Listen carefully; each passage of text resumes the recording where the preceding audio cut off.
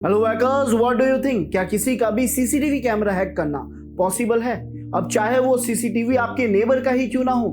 So the answer is learners yes. और ये कैसे पॉसिबल है? Then let me show you. So learners, आज के इस वीडियो में हम बात करने वाले हैं कंप्लीट सीसीटीवी हैकिंग प्रैक्टिकल्स के बारे में। और इससे पहले कि हम इसके डायरेक्ट प्रैक्टिकल पार्ट को स्टार्ट करें, हमें इसके बैकग्राउंड के कुछ इंपॉर्टेंट थ्योरेटिकल कंसेप्ट्स पता होने चाहिए। और इसके अलावा लर्नर्स, अगर साइबर सिक्योरिटी आप लोगों का पैशन है, आप इस फील्ड में करियर बनाना चाह रहे हैं, आपको चाहिए एक एक्सपीरियंस मेंटर की गाइडेंस जहां पे आप लाइव जूम क्लासेस के अंदर सभी प्रैक्टिकल्स को डेप्थ लेवल तक सीख पाते हो, कोर्स कंप्लीशन सर्टिफिकेट भी लेते हो और वो वैल्यूज लेते हो जिसके बाद आप अपने साइबर सिक्योरिटी करियर में अर्निंग और लर्निंग दोनों स्टार्ट कर सकते हैं। In that case CPCS cyber Pathshala certified ethical hacking batch is perfect for you at bare minimum cost. Click on the link given in the description below and secure your seats now. अगर हमें नहीं पता है learners, then आप एक script किडी बन के रह जाओगे और आप लोगों के ना ही आप एरर्स रिजॉल्व कर पाओगे, ना ही सीसीटीवी मशीन्स का एक्सेस ले पाओगे। सो सिचुएशन में हमें करना यह है कि सबसे पहले हम देखते हैं टाइप्स ऑफ सीसीटीवी मशीन्स के बारे में। हमारे पास सीसीटीवी कैमरास कितने टाइप्स के हैं? तो मेनली हमें ये 4 टाइप्स देखने को मिलते हैं, जिसमें पहला टाइप है analog camera, then IP cameras, wireless camera और PTZ कैमरास। इनमें क्या डिफरेंस है? तो सर, ये जो पहला कैमरा है एनालॉग कैमरा, वो कैमरास जो काफी टाइम से यूज होते आ रहे हैं वायर्ड केबल के जरिए, यानी इन कैमरास में वायर्ड कनेक्शन करा जाता है, इन्हें कनेक्ट करा जाता है एक DVR जैसी मशीन से, और ये जितना भी डेटा रिकॉर्ड करते हैं ये डायरेक्ट वहां पे ले जाके स्टोर कर देते हैं। तो ये अपना सारा जो आउटपुट है वो भेजते हैं DVR के पास और DVR उस डेटा को स्टोर करता है और मैनेज करता है। ये कैमरास केबल की मदद से कनेक्टेड होते हैं और उसी के जरिए ये लोग अपना डेटा शेयर करते हैं। हमने कहा ठीक है, आप यहाँ पे इसकी डेफिनेशन देख सकते हो। ट्रेडिशनल कोएक्सिस केबल की मदद से डेटा ट्रांसमिट करता है, लो सिक्योरिटी होती है और ज्यादा इंक्रिप्शन इसमें नहीं देखा जाता, क्योंकि ऑब्वियस सी बात है कि डायरेक्ट केबल कनेक्शन के जरिए डेटा ट्रांसफर हो रहा है, तो यहाँ उस लेवल की सिक्योरिटी नहीं ऐड करी जाती। देन जो सेकंड टाइप हमारे पास आता है IP कैमरा, जिसमें हम बहुत ज्यादा इंटरेस्टेड हैं। इस कैमरा में क्या है, ये कैसे वर्क करता है? तो सर, हर एक कैमरा को एक IP एड्रेस दिया जाता है। इट मींस देखा जाए तो हर एक कैमरा एक डिवाइस की तरह बिहेव कर रहा है, और क्योंकि सबके पास IP एड्रेस है तो सब आपस में भी कम्युनिकेट कर सकते हैं और सबके पास अपना पूरा डेटा पड़ा है। इट मींस अगर आज मैं किसी कैमरा को एक्सेस करना चाहूं तो मैं उसकी IP पे जाके उससे डायरेक्टली एक्सेस कर सकता हूं। ये वर्क कैसे करते हैं, कहां एक्सेस होना पॉसिबल है, ये सब आपको समझ आएगा। इसकी डेफिनेशन क्या कह रही है? कनेक्टेड वाया इंटरनेट, एक IoT डिवाइस की तरह है, इंटरनेट से कनेक्ट रहता है, ठीक है। रिमोट एक्सेस करने का हमें पूरा पावर देता है कि हम इस कैमरा को रिमोटली कहीं से भी एक्सेस कर सके और इसका जो भी कंटेंट है वो देख सके, यानी जो भी रिकॉर्ड कर रहा है, जो भी लाइव देख रहा है, वो हम भी स्ट्रीम कर पाते हैं। साथ ही साथ क्लाउड स्टोरेज देता है और हाई अटैक सरफेस भी बढ़ा देता है, बिकॉज अब इसका यूज वाइड एरिया नेटवर्क में हो रहा है। इट मींस अब इस पर अटैक भी वाइड एरिया नेटवर्क में होंगे, तो इस पर अटैक होने के चांसेस बहुत ज्यादा है। इसमें कई लेवल की वल्नरेबिलिटीज होती है, जिसके बारे में आज आपको समझ आने वाला है। देन हम बात करते हैं लर्नर्स वायरलेस कैमरास की, जिसकी डेफिनेशन बोल रही है वाईफाई को यूज लेते हैं और स्निफिंग के लिए वल्नरेबल है या स्निफिंग से वल्नरेबल है। इसके कहने का मतलब है कि वो सीसीटीवी कैमरा सर जो वाईफाई रेंज में कनेक्ट हो जाते हैं लोकल एरिया नेटवर्क में और उसी के अंदर अपना data without any cable easily share कर देते हैं। ये भी IP कैमरास की तरह ही है, IP इनके पास भी होता है, बट इनको पूरा IP की जरूरत नहीं है, पब्लिक IP की जरूरत नहीं है। ये प्राइवेट IP लेके अपने कम्युनिकेशन आराम से कर सकते हैं। ऑल्दो इसमें आजकल मल्टीपल फीचर्स आ रहे हैं, बहुत सारे काम इसके जरिए आप कर सकते हो, बट स्टिल ये वो कैमराज हैं जो वाईफाई नेटवर्क को यूज ले रहे हैं, और जब ये आपके सेम लोकल एरिया नेटवर्क में है, सेम वाईफाई नेटवर्क को यूज ले रहे हैं, तो ये वनरेबल है स्निफिंग जैसे अटैक से। यानी उस नेटवर्क में जुड़ के आप ये क्या बातचीत कर रहे हैं वो सब देख पाएंगे, जिसमें शायद इंक्रिप्शन भी उतना स्ट्रांग नहीं है। सबसे जरूरी बात, यहाँ man in the middle attacks की मदद से ये लोग और वनरेबल हो जाते हैं, उनका डेटा एक्सेस करना और आसान हो जाता है। देन हम बढ़ते हैं PTZ कैमरास पे, which means pan tilt zoom.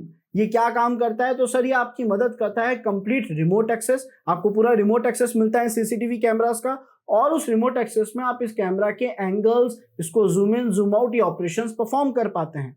तो ये कुछ और अच्छी सिक्योरिटी हमें दे देता है, बट अगेन क्योंकि हम इसे रिमोटली कंट्रोल कर पा रहे हैं, जूम इन जूम आउट, उसके एंगल्स चेंज करना, इट मींस ये वाइड एरिया नेटवर्क में एक्सेसिबल है, और जितना वाइड एरिया नेटवर्क में एक्सेसिबल है उतना ही लोग अब इस पर अटैक कर पाएंगे। सो नो डाउट लर्नर्स, ये हमारे पास 4 टाइप्स के कैमराज हैं और हर कैमरा में कहाँ क्या लूपहोल्स होते हैं, उनको कॉम्प्रोमाइज करने के लिए क्या क्या अटेम्प्ट्स करे जा सकते हैं, उनके कंसेप्ट्स में कहाँ गैप है, हमें वो समझना है। वो समझने से पहले ये समझना होगा कि ये लोग साथ मिलके ये लोग काम कैसे करते हैं।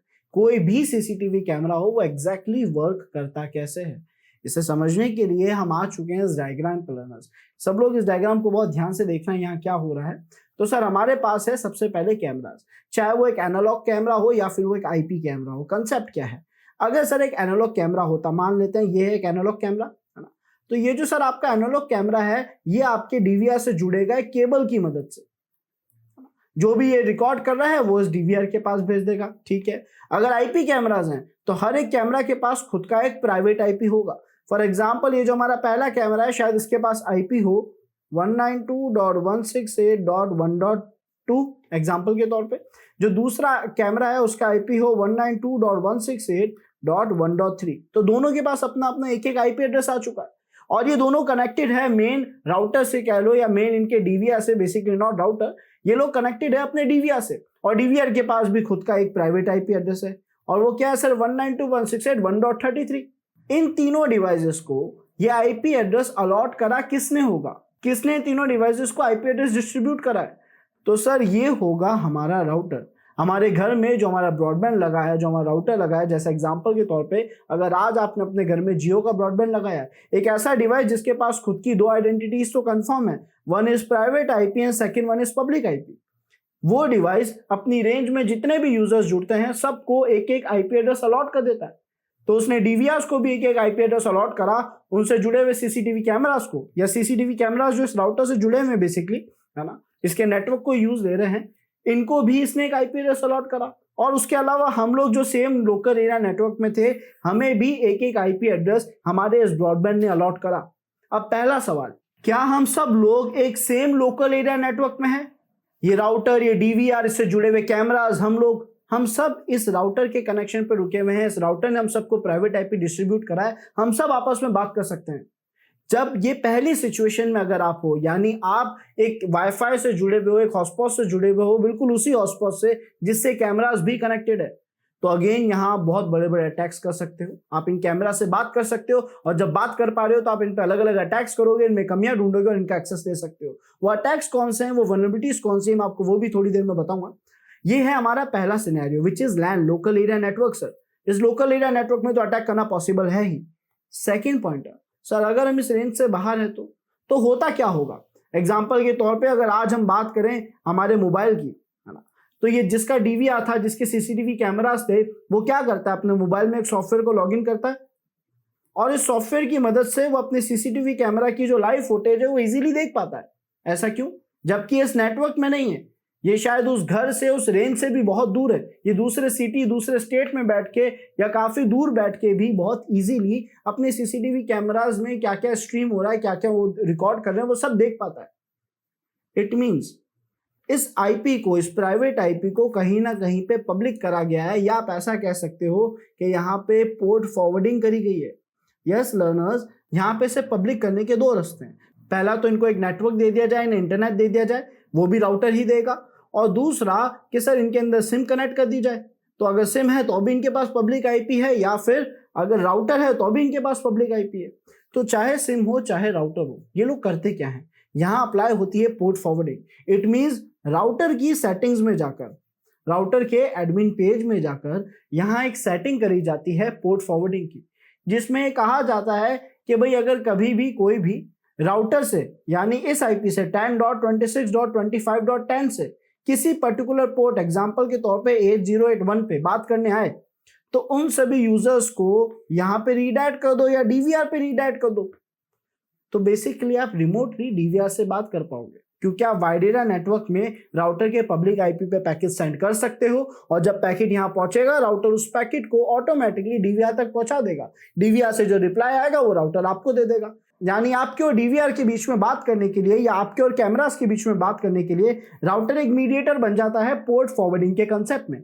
खैर पोर्ट फॉरवर्डिंग क्या, अभी आपको उसकी बहुत डेप्थ में नहीं जाना, बट द पार्ट इज ये जो नेटवर्क है वाइड एरिया नेटवर्क में, क्या हम सीसीटीवी कैमरास को एक्सेस कर पा रहे हैं? क्या उसका ओनर एक्सेस कर पा रहा है? बिल्कुल कर पा रहा है।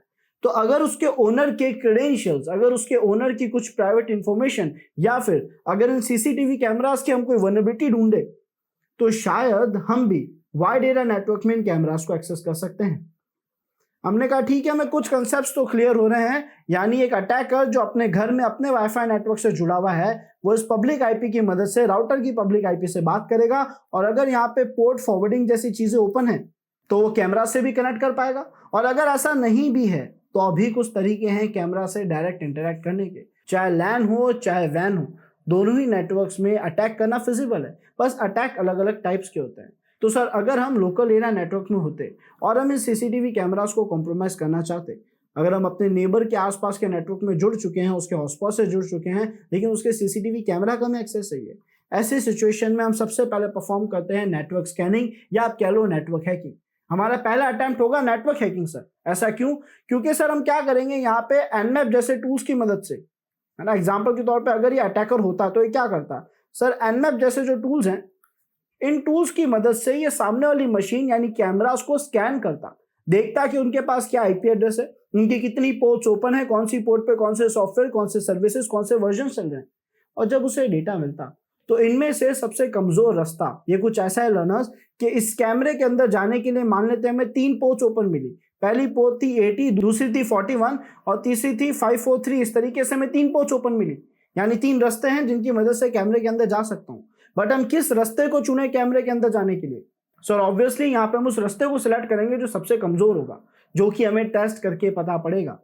और हमें यह भी पता होना चाहिए कि कैमरा में बाय डिफॉल्ट हमें कौन कौन सी पोर्ट्स ओपन मिलती है, वहां कौन से प्रोटोकॉल्स, कौन से सर्विसेज, कौन से सॉफ्टवेयर चल रहे होते हैं और उनमें ज्यादातर क्या वल्नरेबिलिटीज देखी जाती है। इन सारी बातों को लर्नर्स, आपको उम्मीद है इनका नेटवर्क स्ट्रक्चर तो समझ आ रहा है कि कैमरास जो भी रिकॉर्ड करेंगे वो भेजेंगे अपने डीवीआर के पास। डीवीआर अगर उसका आउटपुट देना चाहता है किसी मॉनिटर पे तो डेफिनेटली दे सकता है। डीवीआर को अगर वाइड एरिया नेटवर्क में उस डेटा को भेजना है तो वो राउटर के साथ पोर्ट फॉरवर्डिंग कर देगा। तो जब भी राउटर से कोई बात करने आएगा डीवीआर तक यूजर पहुंच जाएगा और डीवीआर की मदद से हम कैमरास एक्सेस कर सकते हैं। डीवीआर क्या है सर? डिजिटल वीडियो रिकॉर्डर है, एक ऐसा रिकॉर्डर जो कैमरा से डेटा लेता है, अपने अंदर स्टोर भी कर देता है हार्ड डिस्क, एसएसडी जैसे डिवाइसेस में, और उसे लाइव स्ट्रीम या फिर उसे स्ट्रीम करने के लिए या आउटपुट देने में भी काम आता है। और राउटर का इसमें क्या रोल है कि सर राउटर इन सभी को आईपी एड्रेस दे रहा है। इस राउटर से जितने भी लोग जुड़े हैं वो नेटवर्क से, इन मशीन से, इन कैमरास, इस डीवीआर से बात कर सकते हैं। और अगर आप वाइड एरिया नेटवर्क की बात करो तो सर राउटर ही तो पोर्ट फॉरवर्डिंग कर रहा है, यानी हमें राउटर की पब्लिक आईपी पता होगी तो हम इनसे भी बात कर पाएंगे। तो हमें कुछ कंसेप्ट तो आइडिया लग रहा होगा। अब हमें यह समझना है कि कैमरा के अंदर क्या क्या वल्नरेबिलिटीज और क्या क्या ओपन पोर्ट्स देखने को मिलती हैं। तो लर्नर्स यहाँ पे आपके सामने एक और डेटा रखा गया है जो आपको बता रहा है कि बाय डिफॉल्ट कैमराज में क्या क्या प्रोटोकॉल्स यूज किए जाते हैं, हमें किन प्रोटोकॉल में सबसे ज्यादा इंटरेस्ट है, कौन से प्रोटोकॉल सबसे ज्यादा वल्नरेबल होते हैं। सबसे पहला है RTSP, पर्सनली मेरा फेवरेट प्रोटोकॉल, जो कि आपके काम आता है वीडियो स्ट्रीमिंग के लिए। यानी जब आपका कैमरा कोई रिमोटली कंट्रोल करता है, चाहे वो ओनर ही क्यों ना हो, वो कैमरा को रिमोटली एक्सेस करता है, वो कैमरे को लाइव देखता है कि कैमरा में क्या चल रहा है, क्या क्या एक्टिविटीज हो रही है। जब वो लाइव कैमरा की स्ट्रीमिंग कर पाता है, वो कैसे फिजिबल होती है? Using RTSP sir. RTSP protocol की मदद से वीडियो स्ट्रीमिंग पॉसिबल है। और RTSP बाय डिफॉल्ट किस नंबर, किस पोर्ट पे काम करता है? ये वर्क करता है सर पोर्ट नंबर 554 पे। जो सेकंड पोर्ट हमारे पास आती है वो है HTTP या HTTPS, जो बहुत ऑब्वियस है कि सर आपके सीसीटीवी कैमरास या उनके डीवीआर मशीन्स का जो वेब लॉगिन है आपको वो प्रोवाइड करती है, या वेब पोर्टल प्रोवाइड करती है, जहां पे जाके आप अपने कैमरे से सभी कॉन्फ़िगरेशन, सेटिंग्स जो उन्हें मैनेज कर पाते हैं, उन्हें स्ट्रीम कर पाते हैं। उसके लिए एक वेब पेज दिया जाता है, एक वेब टूल दिया जाता है। उसे एक्सेस करने के लिए 80 और 443 है, विच मीन्स HTTP और HTTPS। यहां भी कई तरीके की वल्नरेबिलिटीज देखने को मिलती है जिसे मैं भी डिस्कस करूंगा आपके साथ में। फिलहाल हम बढ़ते हैं नेक्स्ट प्रोटोकॉल पे जिसका नाम है ONVIF या ONVIF, which means device communication का एक प्रोटोकॉल। एक ऐसा प्रोटोकॉल जो आपके डिवाइस कम्युनिकेशन और आपके कंटेंट शेयरिंग में आपकी मदद कर रहा है। ये बाय डिफॉल्ट वर्क करता है पोर्ट 8000, 8080 और 8899 में। नाउ द पार्ट इज कि ONVIF एग्जैक्टली कर क्या रहा है।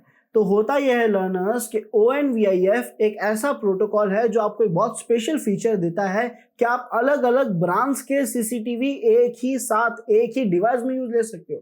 इट मींस अगर आपके पास एक Hikvision का सीसीटीवी है, एक कोई दूसरी कंपनी का CP+ का जो है सीसीटीवी है, और आप इन दोनों सीसीटीवीज को अपने डीवीआर से, सेम नेटवर्क, सेम मशीन से कनेक्ट करना चाहते हैं, तो वहां पे ये ONVIF आपके काम आएगा, क्योंकि ये मल्टीपल कैमरास को कनेक्ट कर देता है। बिकॉज इसका वर्क है आपकी वीडियो स्ट्रीमिंग को नेटवर्क में पब्लिक कर देना। अब चाहे कोई भी डिवाइस हो, वो सब जगहों पे कनेक्ट करी जा पाती है, और इसकी वजह से ये आपको सपोर्ट देता है कि आप मल्टीपल ब्रांड के डिवाइस लो, और एक हैकर को सपोर्ट करता है क्योंकि इसने पूरा क्योंकि इसने पूरा स्ट्रीमिंग, पूरा कैमरे का कंट्रोल पब्लिक कर दिया है, तो अब आप कैमरे को इजीली कंट्रोल कर सकते हो, कॉन्फ़िगरेशन सेट कर सकते हो और साथ ही साथ उस कैमरा को आप स्ट्रीमिंग जो है उस कैमरा की वो भी कर सकते हो, जिसका फुल फॉर्म है learners open network video interface forum. एक ऐसी जगह जहां पे आपको एक ओपन नेटवर्क दे दिया जाता है वीडियोस इंटरफेसेस के लिए, या आप कह लो पूरा कैमरा के कंट्रोल के लिए। आई होप आप सभी को ये प्रोटोकॉल समझ आया होगा। इन सभी की वल्नरेबिलिटीज हम जल्दी डिस्कस करेंगे। देन हम आते हैं एफटीपी पे, जो बाय डिफॉल्ट वर्क करता है पोर्ट 20 और 21 पे, एक में डेटा शेयरिंग के लिए और एक में डेटा को कंट्रोल करने के लिए, एफटीपी सर्विसेज को कंट्रोल करने के लिए। अब एफटीपी का फुल फॉर्म है फाइल ट्रांसफर प्रोटोकॉल। तो जो भी फाइल ट्रांसफर करी जाती है उसमें एफटीपी का यूज लिया जा सकता है, और अगर यूज लिया जा रहा है, अगर कैमराज में पोर्ट हमें ओपन मिलती है, देन अगेन ये हमारे लिए बहुत यूजफुल है, बिकॉज एफटीपी में कई तरीके के अटैक्स, कई तरीके की वल्नरेबिलिटीज देखने को मिलती है, अब चाहे वो ब्रूट फोर्स अटैक ही क्यों ना हो। अगर यहाँ पे डिफॉल्ट क्रेडेंशियल्स हैं, वीक क्रेडेंशियल्स हैं, देन अगेन पूरे कैमरे का कंट्रोल आपके हाथ में आ जाता है, फाइल ट्रांसफरिंग का बेसिकली पूरा कंट्रोल आपके हाथ में आ जाता है। देन हम चलते हैं टीसीपी यूडीपी, बहुत ही इंपॉर्टेंट प्रोटोकॉल, जिनकी मदद से मेन डेटा स्ट्रीमिंग हो रही है, मेन डेटा शेयर हो रहा है। Okay, but the part is sir, हमारे लिए जो वल्नरेबिलिटी पॉइंट ऑफ व्यू से, वल्नरेबल पॉइंट ऑफ व्यू से इंपॉर्टेंट प्रोटोकॉल्स हैं कैमरा हैकिंग के लिए, कैमरा वल्नरेबिलिटी असेसमेंट के लिए, वो है आरटीएसपी एंड ऑनविफ। उसके अलावा हम एचटीटीपी, एचटीटीपीएस को भी इंपॉर्टेंट कंसीडर करते हैं, लेकिन इन तीन के अलावा एफटीपी थोड़ा बहुत इंपॉर्टेंट माना जा सकता है, बट टीसीपी यूडीपी हम बेसिक ही मानेंगे, क्योंकि इनका काम डेटा कनेक्शन बनाना और डेटा ट्रांसफर करना ही है। अदर देन डॉस अटैक यहाँ पे हम कुछ बहुत बड़ा करते नहीं है, स्निफिंग में भी यहाँ पे सिक्योरिटी आ ही जाती है। देन हमारे पास आता है एसएनएमपी और SMTP protocol. SNMP simple network management या मैसेज प्रोटोकॉल, और SMTP simple mail transfer protocol. एक मेलिंग के काम आ रहा है, सिस्टम की बेसिक नेटवर्किंग या बेसिक डिटेल शेयर करने में हेल्प करता है। इन दोनों प्रोटोकॉल्स की मदद से हम सिस्टम की एक्स्ट्रा वैल्यूज, एक्स्ट्रा इन्फॉर्मेशन जरूर कलेक्ट कर सकते हैं, लेकिन कैमरा स्ट्रीमिंग में हमारे लिए डायरेक्टली सपोर्टेबल नहीं है। तो हमारा फोकस इन तीन, या आप ऐड कर लो अगर एफटीपी को भी, इन चार प्रोटोकॉल्स पे हमें फोकस रखना है। अब इनमें कमियां क्या क्या होती है, तो एक बार हम इसे गो थ्रू करते हैं, फिर से देखते हैं। ये जो हमारा आरटीएसपी था, रियल टाइम स्ट्रीमिंग प्रोटोकॉल, इसमें कुछ खास ऑथेंटिकेशन नहीं होता, यानी इसमें या तो कोई यूजर नेम पासवर्ड होता ही नहीं है, और अगर होता भी है तो फिर वीक होता है, पहली कमी।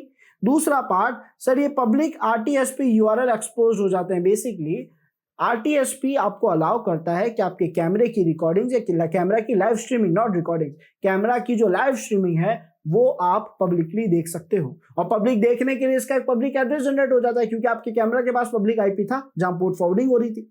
It means over the world कोई भी आपके कैमरा को रिमोटली एक्सेस कर पा रहा है। ये कैमरा की सेटिंग्स, कॉन्फ़िगरेशंस तो नहीं करने देता, बट ये कैमरा की वीडियो स्ट्रीमिंग लाइव देखने देता है, जो कि काफी वनरेबल बात है ना, काफी डरने वाली चीज है। आपके कैमरा से आपको कोई भी देख सकता है, क्योंकि वहां पे आरटीएसपी प्रोटोकॉल चालू है। देन हम आते हैं स्ट्रीम हाईजैकिंग जैसे पॉइंटर्स पे, कि ये जो कम्युनिकेशन हो रहा है ये कोई हाईजैक कर सकता है। नो इंक्रिप्शंस, इट मींस सारा डेटा क्लियर टेक्स्ट की मदद से जा रहा है, यानी अब आप कुछ स्पेशल टूल्स जैसे कि वायरशार्क, वीएलसी, एनमैप और कुछ पर्टिकुलर आरटीएसपी के प्रोग्राम्स की मदद से आप कैमरास को कॉम्प्रोमाइज कर सकते हैं। वायरशार्क मदद करेगा स्निफिंग में, वीएलसी मदद करेगा आरटीएसपी प्रोटोकॉल को कॉल करने में, यानी आरटीएसपी की मदद से जो स्ट्रीमिंग है वो दिखाने में वीएलसी सपोर्ट करता है।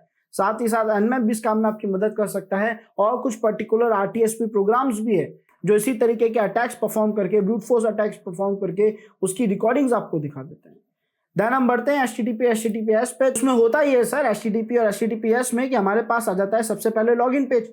इस लॉगिन पेज में हम अपने कैमरा के एक यूजर नेम, पासवर्ड, क्रेडेंशियल्स डालते हैं और हम पहुंच जाते हैं कैमरा को मैनेज करने वाले पैनल पे, एक ऐसे पैनल पे जहां से हम कैमरा को कंप्लीट मैनेज कर सकते हैं, चाहे उसकी वीडियो स्ट्रीमिंग हमें करनी हो, लाइव स्ट्रीमिंग करनी हो, रिकॉर्डिंग्स देखनी हो, डिलीट करनी हो, कुछ भी टास्क करने हो। एक पैनल जो कैमरा को पूरा मैनेज करने के लिए दिया गया है, वो हम यहाँ से HTTP और HTTPS के वेब लॉगिन से, वेब इंटरफेस से मैनेज कर पाते हैं। इनमें कमियां क्या होती है? पहला डिफॉल्ट क्रेडेंशियल्स। जो सेकंड हमारे पास आता है वीक सेशन मैनेजमेंट। जो सेशन है यानी जो दो डिवाइस के बीच में कनेक्शन है वो भी उतना स्ट्रांग नहीं है, सेशन हाईजैकिंग जैसे अटैक्स यहाँ पे हो सकते हैं। देन हमारे पास आता है एक्सेस और CSRF के अटैक, क्रॉस साइट स्क्रिप्टिंग और cross site request forgery attacks, जिनकी मदद से आप malicious codes, malicious programs run कर पाते हैं इनके पोर्टल्स पे, क्योंकि ये वेब पेजेस हैं तो वेबसाइट वाली वल्नरेबिलिटीज तो होगी ही।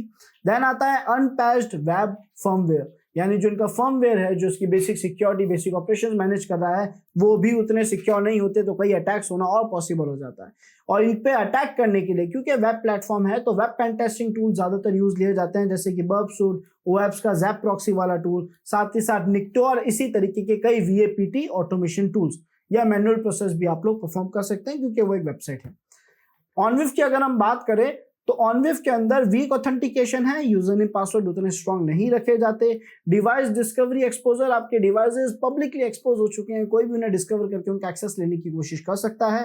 अनऑथोराइज कंट्रोल एक्सेस, कौन कंट्रोल कर पाएगा, क्या चीज कंट्रोल कर पाएगा, कितनी पावर्स किसके हाथ में देनी है, ये उतने अच्छे से मैनेज नहीं करा जा रहा। देन ऑनविव डिवाइस मैनेजर या फिर एनमैप, ये वो टूल्स हैं जो उसको एक्सेस करने में, मैनेज करने में मदद करते हैं। क्योंकि ऑनविव प्रोटोकॉल ही है और उसमें कुछ कमियां है, तो या तो आप ऑनविव डिवाइस मैनेजर की मदद से उस प्रोटोकॉल से कनेक्ट करके बातचीत करते हो, या फिर एनमैप है और इसी तरीके के कुछ मैनुअल प्रोग्राम्स भी आप बना सकते हैं जो उस प्रोटोकॉल से अपना आप डील करेगा, अपना आप बात करेगा।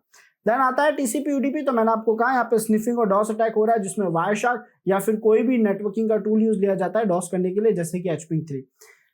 एफटीपी की बात करें तो फाइल ट्रांसफर प्रोटोकॉल में डेटा ट्रांसफर हो रहा है, तो यहाँ पे वीक ऑथेंटिकेशन एक हिस्सा आना चाहिए, क्योंकि डिफॉल्ट क्रेडेंशियल्स हैं। एनोनिमस लॉगिन पॉसिबल होगा, एक ऐसा क्रेडेंशियल जिसमें यूजर नेम भी एनोनिमस है, पासवर्ड भी एनोनिमस है, या शायद पासवर्ड लिखने की जरूरत ही नहीं है। साथ ही साथ डेटा इंटरसेप्ट करा जा सकता है, देखा भी जा सकता है, और वायरशार्क और हाइड्रा जैसे टूल्स की मदद से इसका डेटा देखा जाता है या इस पर ब्रूट फोर्स अटैक करे जाते हैं इसके पासवर्ड्स ढूंढने के लिए। And last but not least learners, the SNMP और SMTP प्रोटोकॉल जो है, वहां पे default community strings private public की कमी हमें देखने को मिल सकती है, इन्फॉर्मेशन लीक होती देखने को मिल सकती है, मिसकॉन्फ़िगरेशन हो सकती है, ऑथेंटिकेशन को लेकर भी और भी कई अलग अलग जिससे नुकसान हो सकते हैं। देन आता है क्रेडेंशियल लीकेज, जहां से क्रेडेंशियल जरूर लीक हो सकते हैं यूजिंग SNMP प्रोटोकॉल। और open relay issues, again SNMP का एक हिस्सा। तो ये कुछ प्रोटोकॉल्स हैं, उनके अंदर होने वाली वल्नरेबिलिटीज हैं, जिसकी मदद से आप कैमरे का एक्सेस ले सकते हो। अब हमने धीरे धीरे कैमरे को समझा, उसकी वर्किंग को समझा, उसके अंदर यूज होने वाले प्रोटोकॉल्स और उनमें होने वाली कमियों को ढूंढा है। अब बस वहां पे बात करके, डेटा कलेक्ट करके अटैक करने की ही देरी है। तो इसके लिए लर्नर्स हम क्या करेंगे, हम सबसे पहले देखेंगे कि कोई भी कैमरा या डिवाइस हो, वहां पे मेनली क्या वल्नरेबिलिटीज देखने को मिलती है, और हम सबसे पहले वही अटैक्स ट्राई करेंगे। सबसे पहला आता है default credentials. It means sir common credentials, वो क्रेडेंशियल्स जो बाय डिफॉल्ट कंपनी आपको लगा के देती है, आप चेंज ही नहीं करते। एग्जांपल के तौर पे एडमिन 1 2 3 4 5 है ना, एक नंबर्स हो जाएगा, नंबर्स की रेंज हो जाएगी, या फिर पासवर्ड या एडमिन एडमिन या एडमिन पासवर्ड, इस तरीके की तो आपको डिफॉल्ट क्रेडेंशियल्स देखने को मिल जाते हैं बहुत ज्यादा कैमरास में। लोग वाईफाई में तो फिर भी अपडेट करने लग गए, लेकिन कैमरा नेटवर्क्स में, कैमरा इंटरफेसेस में ऐसा नहीं करते। Second thing sir, most users don't change password, ये इसका कमी है। Open ports and IP exposures, it means आपका आईपी जो है उसे पब्लिकली एक्सेस करा जा सकता है, बात करी जा सकती है, तभी आपके कैमरे को रिमोटली कंट्रोल करा जा रहा था। दूसरी बात, उसमें ओपन पोर्ट्स हैं जो हर कोई देख पा रहा है। अब इन ओपन पोर्ट्स में कहीं ना कहीं कमी तो मिल ही जाएगी, जिसके जरिए एंटर हो सकते हैं। उन कमियों की क्या क्या सोर्सेज हो सकते हैं, तो सर हो सकता है आपके प्रोटोकॉल्स को एक्सप्लॉइट करा जाए। एक्सप्लॉइट करने के पीछे भी रीजन है, या तो आपका जो प्रोटोकॉल पे सॉफ्टवेयर चल रहा है वो पुराना है, या फिर आपके प्रोटोकॉल को मिसकॉन्फिगर्ड है, यानी आपका प्रोटोकॉल की सेटिंग सही नहीं करी गई, उसमें डिफॉल्ट क्रेडेंशियल्स हो सकते हैं। इस तरीके की कमियों की वजह से प्रोटोकॉल्स को एक्सप्लॉइट कर दिया जाता है। स्पेशली RTSP और ऑनविव को, जैसा मैंने कहा, ये दो बहुत ही इंपॉर्टेंट प्रोटोकॉल्स हैं जो कैमरा का डायरेक्ट कंट्रोल दे देंगे। फिर हम आते हैं फर्मवेयर वल्नरेबिलिटीज पे, जो हमें कह रहा है कि सर एक तो आउटडेटेड वर्जन्स हैं, फर्मवेयर्स पुराने हैं, और दूसरा CV एक्सप्लॉइट्स उनके मार्केट में बहुत सारे हमें मिल जाते हैं।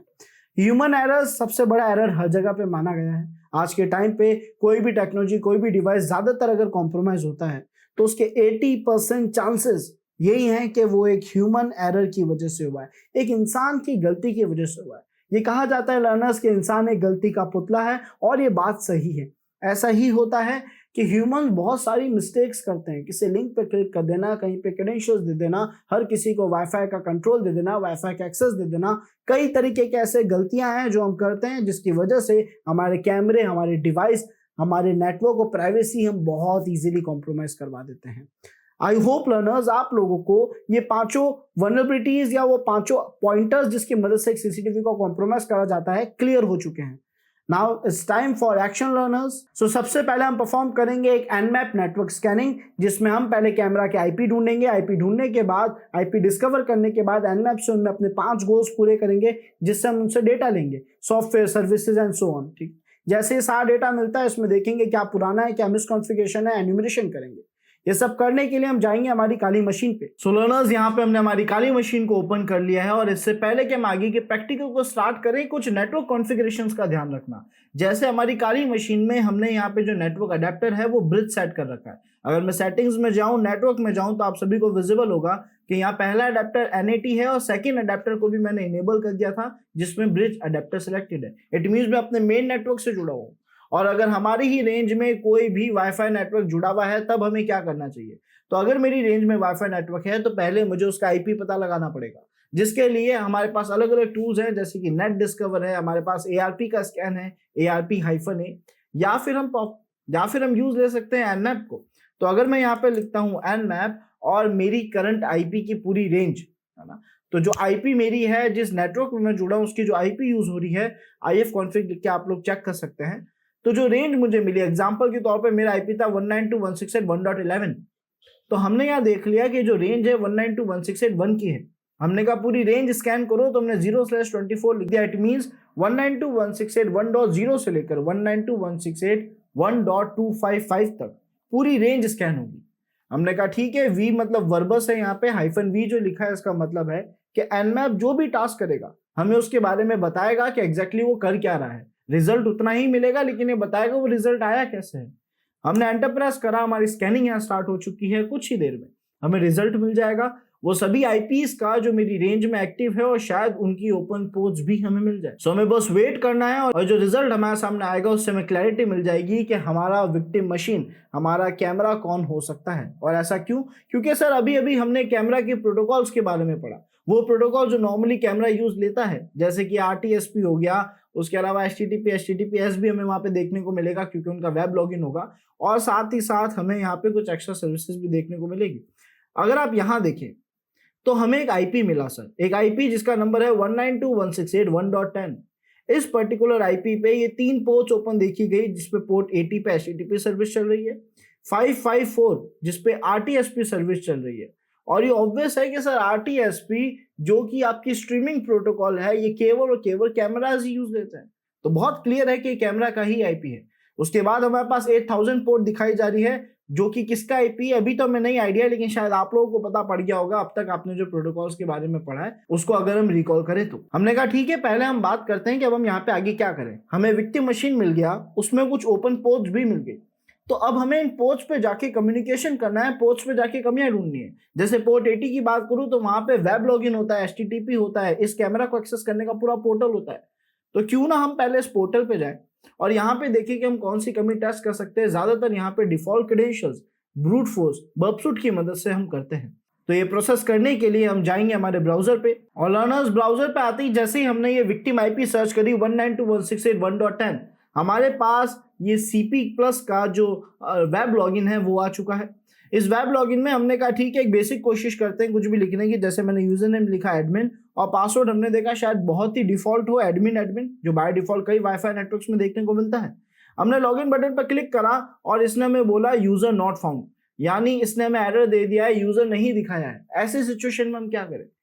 तो सर यहाँ पे हो सकता है आपको डिफॉल्ट क्रेडेंशियल्स के लिए ब्रूट फोर्स अटैक करना पड़े, एक यूजर नेम पासवर्ड टेस्ट करना पड़े जब तक आपको सही यूजर नेम पासवर्ड ना मिल जाए। और ये करने के बहुत तरीके हैं, आप हाइड्रा से भी इस काम को कर सकते हैं, कई और टूल्स है, wfirst के जरिए भी कर सकते हैं, और साथ ही साथ आप लोग इस प्रोसेस को बर्बसूट की मदद से भी कर सकते हैं।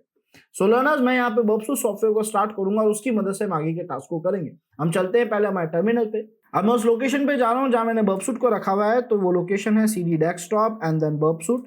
मैंने बर्बसूट का एक प्रोफेशनल वर्जन इंस्टॉल कर रखा है। अगर आप लोग ये वर्जन लेना चाहते हैं तो आप लोग कमेंट सेक्शन के जरिए मुझे अपडेट कर सकते हैं। आप लोग जिस व्हाट्सएप ग्रुप में जुड़े हुए हैं फ्री रिसोर्सेज वाले में, उसमें मैं इसका लिंक जरूर शेयर कर दूंगा। ओके, देन यहाँ पे जो बर्बसूट फोल्डर आ चुका है, अगर मैं ls लिखूँ तो हमारे पास burb.sh नाम की फाइल है, हम इसे रन करेंगे और हमारा बर्बसूट स्टार्ट हो जाएगा। बर्बसूट स्टार्ट होने के बाद ये जो एरर आ रहा है इससे हमें कोई इशू नहीं है, ओके पे क्लिक कर देना। हमें बर्बसूट को ब्राउजर से कनेक्ट करना है, दोनों की प्रॉक्सी सेटिंग सही करनी है, ठीक है। तो हमने बर्बसूट को तो स्टार्ट करा ही, साथ ही साथ हम ब्राउजर में गए, ब्राउजर की सेटिंग्स में गए, इसे मिनिमाइज करते हैं, ब्राउजर सेटिंग्स में चलते हैं और यहाँ पे लिखते हैं प्रॉक्सी। हमने सर्च करा प्रॉक्सी और प्रॉक्सी सेटिंग्स में मैनुअल प्रॉक्सी कॉन्फ़िगरेशन में, जहां पे हमने ये IP, ये पोर्ट और इस ऑप्शन को टिक करा है मैन्युअली, इन सभी ऑप्शंस को सेट करने के बाद हमने ओके कर दिया। प्रॉक्सी कनेक्शन बन चुका है, सर्टिफिकेट में पहले ही इंस्टॉल कर चुका हूं। बर्बसूट का इंस्टॉलेशन एक अलग प्रोसेस है, अभी हम उसको ज्यादा डिस्कस नहीं करेंगे, बट बर्बसूट यहाँ पे इनेबल है, एक्टिव है। अब हमने क्या करा सर, हम सेम पेज पे गए, बर्बसूट में गए, हमने चाहा तो इंटरसेप्शन को ऑन कर देंगे, चाहा तो बंद कर दो, दोनों ही केसेस में आपको डेटा तो सारा दिखेगा। मैंने फिलहाल इंटरसेप्शन को बंद कर दिया, यूजर नेम पासवर्ड लिखा और लॉगिन करने की कोशिश करी। नो डाउट इसने कहा यूजर नेम पासवर्ड गलत है, हमें सही यूजर नेम पासवर्ड तो नहीं पता, पर बर्बसूट इसमें हमारी मदद करेगा। जब हम बर्बसूट पे जाते हैं, यहाँ डेटा नहीं दिखाएगा क्योंकि मैंने इंटरसेप्शन ऑफ कर रखा था, लेकिन इसके जस्ट पास में HTTP हिस्ट्री है जो दिखाएगा कि अब तक क्या क्या बातचीत हुई, अब तक क्या क्या डेटा यहाँ से होके गया है। जब मैंने इस पर क्लिक करा लर्नर्स, तो 2 पैकेज यहाँ से होके गए। पहला जो है वो लॉगिन पेज का दिख रहा है, यानी जो लेटेस्ट गया है वो मुझे सबसे टॉप में दिख रहा है। तो पहले में आप देख सकते हो यहाँ पे एक यूजर ने लॉगिन करने की कोशिश करी है जिसमें क्रेडेंशियल्स लिखे हुए हैं, जो कि ऑब्वियस सी बात है गलत थे, बट हम चाहते हैं कि यहाँ पे हम एक एक क्रेडेंशियल्स लिखकर देखें और तब तक करें जब तक सही पासवर्ड न मिले। क्या इसका कोई ऑटोमेशन और ईजी तरीका है? तो सर आप इस पैकेट पे राइट क्लिक करेंगे, केवल पैकेट पे, बिना कुछ सिलेक्ट करे। हमने यहाँ पे राइट क्लिक करा और सेंड टू इंट्रूडर कर दिया। हम इसे इंट्रूडर के पास भेज रहे हैं जहां पे हम एक ब्रूट फोर्स अटैक लॉन्च कर पाएंगे। इंट्रूडर हाईलाइट हुआ था, हम इंट्रूडर पे क्लिक कर रहे हैं, ये लिखा है इंट्रूडर, उम्मीद है सभी को विजिबल होगा। इसे मैं फुल डिस्प्ले कर देता हूँ लर्नर्स। ये मुझे एड्रेस बता रहा है जहां पे डेटा जाने वाला है, हमने कहा ठीक है, जहां पे अटैक होने वाला है, यानी हमारे सर्वर का, हमारे विक्टिम का IPO पोर्ट, ठीक है। देन हम जाएंगे पोजीशन वाले टैब में, जो यही है ऊपर टॉप में पोजीशन लिखा है, हम उस पर जाएंगे। वहां जाने के बाद हम देख रहे हैं कि 3 लोकेशन सिलेक्ट हुई हुई है बाय डिफॉल्ट। हमें ये तीनों लोकेशन सिलेक्ट नहीं करनी है। सबसे पहले राइट हैंड साइड में जो क्लियर बटन है, हम इस पर क्लिक करेंगे। इस पर क्लिक करने से लर्नर्स ये पूरा डिस्प्ले क्लीन हो जाएगा। अब क्लीन होने के बाद मैं देख रहा हूं कि यूजर नेम में एडमिन लिखा हुआ है, पासवर्ड में एडमिन लिखा हुआ है, प्रोटोकॉल में TCP लिखा हुआ है, वही डेटा जो हमने फिल करा था। एक और काम करते हैं, आगे कंटिन्यू करने से पहले से थोड़ा सा जूम इन कर लेता हूं ताकि आप सबको क्लियर विजिबल हो। सो जूम इन करने के लिए हम यहाँ से जाएंगे यूजर ऑप्शंस में, और वहां से हम डिस्प्ले सेटिंग्स में जाकर चेंज फॉन्ट में जाकर फॉन्ट की जो साइज है वो यहाँ से बढ़ा देते हैं। आई थिंक 17-18 इनफ है। हमने ओके पे क्लिक करा और अब आप देखोगे कि आपको जो फॉन्ट है उसमें डिफरेंस दिखेगा। Late me show you. Visible है सभी को, काफी हद तक क्लियर विजिबल होगा। सर हम क्या चाहते हैं कि यहाँ जो यूजर नेम में एडमिन लिखा है, यहाँ पे अलग अलग यूजर नेम आता रहे जब तक सही यूजर नेम ना मिले, प्लस पासवर्ड में भी सेम चीज हो। तो यूजर नेम पासवर्ड लगातार चेंज होते रहेंगे और तब तक चेंज होंगे जब तक सही ना मिल जाए, या जितने हमारे पास वर्ड्स हैं वो सारे मैच होंगे। हमने कहा ठीक है, लेट्स डू वन थिंग, हम इसको एक ऐड कर देंगे। यहाँ पे हमारा पहला वर्ड आना चाहिए, दूसरा वर्ड आना चाहिए यहाँ पे। हमें हमारे वर्ड्स यानी हमें हमारे जो कॉमन पासवर्ड है वो जहाँ पे अटैच करने हैं, वो दोनों एरियाज मैंने सेलेक्ट कर दिए। क्योंकि एरिया सेलेक्ट हो चुका है तो अब मुझे बस वर्ड लिस्ट अटैच करनी है।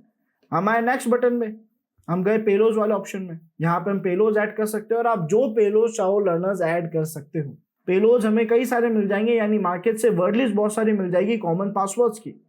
फिलहाल मैं जो वर्ड लिस्ट यूज ले रहा हूँ उसके लिए मैं क्लिक करूंगा लोड पे, और यहाँ से हम थोड़ा बैक आ जाते हैं ताकि आपको क्लियर विजिबल हो। हम गए रूट लोकेशन में, यहाँ से हम गए यूजर नाम के फोल्डर में, उसके बाद हम जाएंगे शेयर नाम के फोल्डर में, और यहाँ पे हमें मिलेगा वर्ड लिस्ट नाम का फोल्डर। तो हम टाइप करते हैं WORD और आपको विजिबल होगा वर्ड लिस्ट नाम का फोल्डर जो है हाईलाइट हो चुका है। हम इसके अंदर जाएंगे, यहाँ हर तरीके की वर्ड लिस्ट देखने को मिल जाती है। हमें चाहिए कॉमन पासवर्ड्स की वर्ड लिस्ट।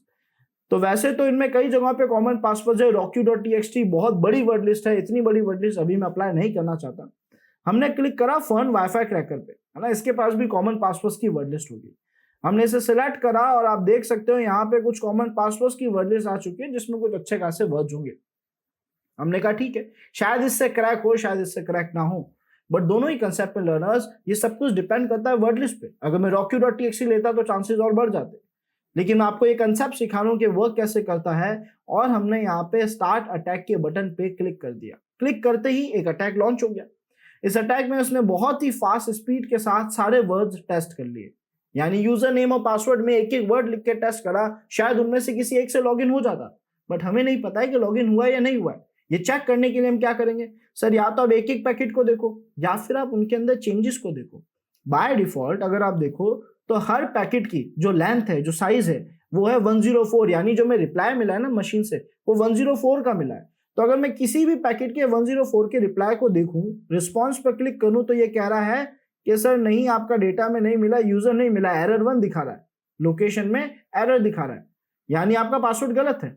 जब तक हम गलत क्रेडेंशियल्स लिख रहे हैं तब तक पैकेट की जो लेंथ है, जो रिस्पॉन्स की साइज है, वो 104 आ रही है। इसका स्टेटस 302 चल रहा है, नो डाउट। हमने कहा ठीक है, काम करते हैं, जहां पे लेंथ में थोड़ा बहुत भी चेंज होगा वहां कुछ तो स्पेशल हो रहा होगा, वहां कुछ तो अलग रिस्पॉन्स होगा। तो हमने लेंथ वाइज इसे अरेंज कर दिया। और जब मैंने ऐसा करा लर्नर्स, तो शायद आप सभी को विजिबल हो, एक डेटा जो है वो हमारे पास हाईलाइट हो चुका है, विच इज 102। तो इसकी लेंथ है 102, है ना। 102 लेंथ क्यों है, इसमें क्या फर्क आया होगा कि अगर मैं रिस्पॉन्स पे जाऊं तो ये बोल रहा है यूजर मिल चुका है, और जो कि हमें कैमरा वाली लोकेशन में जाना था, जो लॉगिन होने के बाद जा सकते थे, वो लोकेशन भी अब हमें यहाँ पे विजिबल है, जिसका क्लियर कट कंसेप्ट हमें समझा रहा है, ये क्लियर कट डेफिनेशन हमें मिल रही है कि सर ये और कुछ नहीं, आपका लॉगिन सक्सेसफुल हो चुका है। तो मैंने यहाँ यूजर नेम पासवर्ड क्या लिखा होगा, सर आप इसके रिक्वेस्ट बटन पे क्लिक करो, स्क्रॉल डाउन करो, एंड आप यहाँ देख सकते हो कि आपने यूजर नेम क्या लिखा था और पासवर्ड क्या लिखा था। तो हमें हमारे विक्टिम का यूजर नेम और पासवर्ड मिल चुका है, उसके वेब लॉगिन का, वो भी कैमरे का। अब इस वेब लॉगिन को करके मैं कैमरा को डेफिनेटली जितना चाहूँ कॉन्फ़िगर कर सकता हूँ, जो ऑप्शंस चाहूँ इनेबल कर सकता हूँ, चाहे वो RTSP जैसे प्रोटोकॉल्स ही क्यों ना हो।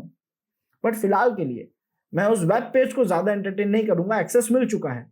अब एक्सेस मिल गया है तो मैं ज्यादा डेप्थ में नहीं जा रहा हूँ, थोड़ा प्राइवेसी का ध्यान रखते हुए मैं उसके अंदर वाले पेजेस में नहीं जा रहा हूँ कि कोई भी इंफॉर्मेशन लीक ना हो ताकि। बट उसके अलावा अगर ये नहीं होता तो नॉर्मली हम अच्छी सी वर्ड लिस्ट ट्राई करते, बट फिर भी अगर ये वर्क नहीं करता तो क्या करते। अगर पहला पोर्ट 80 mm में कुछ खास सक्सेस ना मिले, वो भी उसके लॉगिन पेज की मदद से, तो सर हम वहां पे वेब पेन टेस्टिंग करते, फिर भी सक्सेस नहीं मिलती तो हम जाते हमारी दूसरी पोर्ट पे, हमारी फेवरेट पोर्ट RTSP, एक ऐसी पोर्ट सर जहां पे आपको लाइव स्ट्रीमिंग करा जाता है वीडियोस का, और अगर आपने उसके सही पासवर्ड गैस कर लिए, उसके सही पासवर्ड ढूंढ लिए, तो आप भी वो लाइव स्ट्रीमिंग कहीं से भी देख सकते हो। और अच्छी बात यह है लर्नर्स कि ज्यादातर जो आपके लॉगिन पेज के क्रेडेंशियल्स होते हैं, जैसे कि एडमिन पासवर्ड हमारे लॉगिन पेज का क्रेडेंशियल था, वही क्रेडेंशियल्स अक्सर आपको RTSP में भी देखने को मिलेंगे। तो अब हम RTSP लॉगिन करना चाहते हैं और उसके लिए हम जाएंगे अपने टर्मिनल पे। वैसे तो हमारे पास RTSP लॉगिन करने के लिए कई सारे टूल्स हैं, इसे क्लोज कर रहा हूं मैं फिलहाल Ctrl+C की मदद से बबसूट को, है ना।